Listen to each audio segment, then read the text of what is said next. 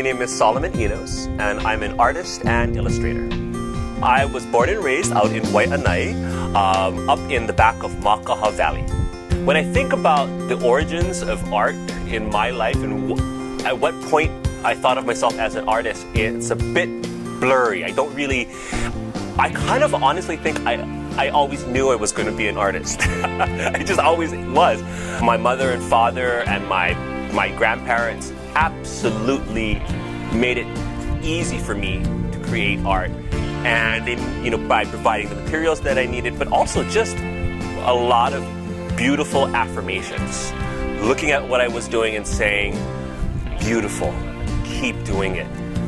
That's my superpower. So my father, Eric Enos, he went off to the University of Hawaii and he had gotten a Master's of Fine Arts at the University of Hawaii in 1969. My father, growing up out in Makaha and Waianae, really felt that there was a much bigger art project, and that was the need to get the story rebooted. The story of Waianae that was the breadbasket of the coast. The story of Waianae where you had hundreds of thousands of people living in relative harmony with each other and the land. A story of Waianae where people's eyes were bright and smiles were strong and bodies and hearts and people's spirit, people's story was healthy.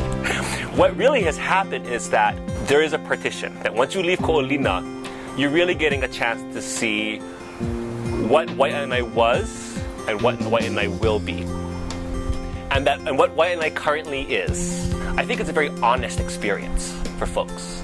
And whereas Ko'olina is a safe place, you are really on the threshold of a robust, proud, strong community who are themselves in a state of change and a really hopeful change.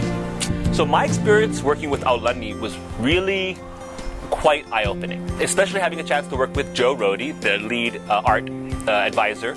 There was a real strong need to make sure that, as much as possible, that the art that was being created was made by local artists, and if can, Native Hawaiian artists. I would like to know that the art that I'm seeing there from the indigenous peoples of that place.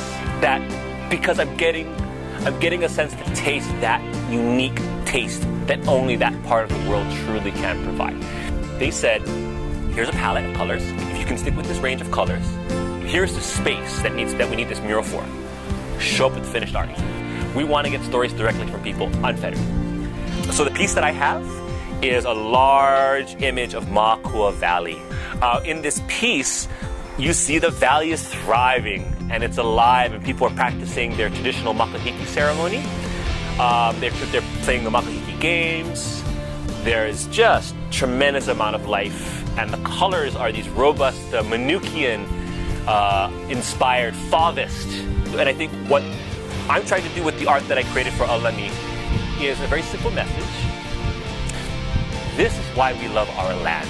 This is how we feel about our land. So when you go back home, fall in love with your land too.